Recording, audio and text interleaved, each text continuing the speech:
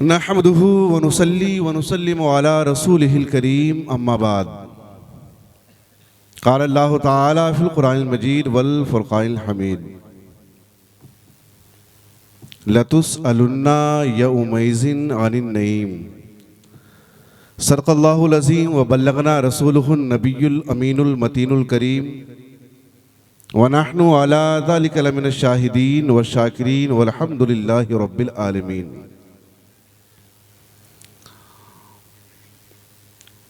हज़रत सय्यदना अबू बकर सिद्दीक़ रज़ियल्लाहु ताला अन्हु,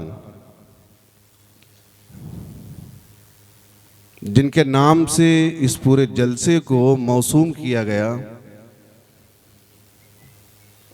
और इस इलाके में जो इदारा आपके माबैन मुतारफ़ व मशहूर है, दारुल उलूम सिद्दीक़िया रज़विया, उसकी बिनिस्बत खलीफा अव्वल यार गार अफ़ज़लुल बशर बादल अंबियाए बित्तहक़ीक़ यानी हज़रत सय्यदना अबू बकर सिद्दीक़ रज़ियल्लाहु ताला अन्हु की जानिब है।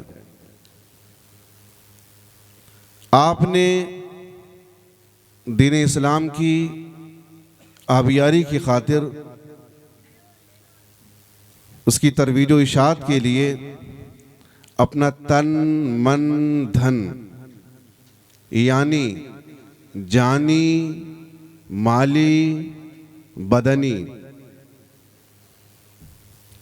जितनी भी कुर्बानियाँ हो सकती हैं सारी कुर्बानियाँ आपने पेश फरमाई और सब कुछ निछावर करने के बाद हमें और आपको क्या पैगाम दिया। तो मैं किसी शायर के अशार हैं तर्जमानी के तौर पर उनको नकल करता हूँ। फरमाया, अपना हस्ती पर इजारा कुछ नहीं,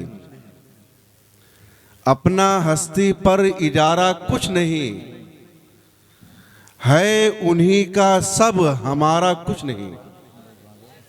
अपना हस्ती पर इजारा कुछ नहीं और है उन्हीं का सब हमारा कुछ नहीं। और बेच दे तू मुस्तफ़ा के नाम पर, बेच दे तू मुस्तफ़ा के नाम पर, ऐसे सौदे में खसारा कुछ नहीं। क्या बात माशाअल्लाह। ऐसे सौदे में खसारा कुछ नहीं। हज़रत सय्यदना अबू बकर सिद्दीक़ रज़ियल्लाहु ताला अन्हु, मुख्तसर सा तारुफ, आपका नामे नामी इसमें गरामी अब्दुल्लाह था। अबू बकर ये आपकी कुन्नियत थी। सिद्दीक़ और अतीक़ ये आपके अलक़ाबात में से। आपके वालिद गिरामी हज़रत सय्यदना अबू कुहाफ़ा रज़ियल्लाहु ताला अन्हु, ये भी आपकी कुन्नियत थी। वालिद गिरामी का असल नाम था उस्मान। वालिदा माजिदा का नाम था हज़रत सलमा और उनकी कुन्नियत थी उम्मुल खैर। हज़रत सय्यदना अबू बकर सिद्दीक़ रज़ियल्लाहु ताला अन्हु ये कौन सहाबी हैं, आप बखूबी जानते हैं कि अंबिया अलैहिमुस्सलाम और मुरसलीन ग़िज़ाम के बाद इस रूए ज़मीन पर सारे इंसानों में अल्लाह ने जिसको सबसे ज़्यादा मुकर्रम और अफजल बनाया वो हज़रत सय्यदना अबू बकर सिद्दीक़ रज़ियल्लाहु ताला माशाअल्लाह, बेशक, सुभान अल्लाह।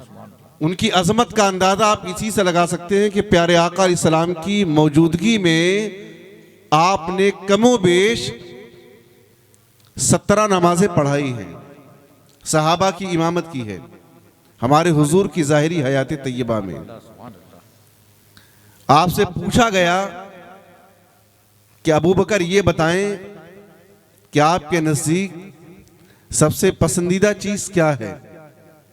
आपने फरमाया अन्नज़रु इलैका, ऐ अल्लाह के रसूल आपके रुख ज़ेबा को देखते रहना ये मुझे सबसे ज़्यादा पसंद है। और दूसरी चीज़ इन्फाक़ो माली अलैका, अपना माल आपके ऊपर खर्च करना, अल्लाह के रसूल ये मुझे बहुत ज़्यादा पसंद है। और तीसरी चीज़ वल जुलूसो बैना यदैका, आपकी बारगाह में बैठे रहना सरकार ये हमें बहुत ज़्यादा पसंद है।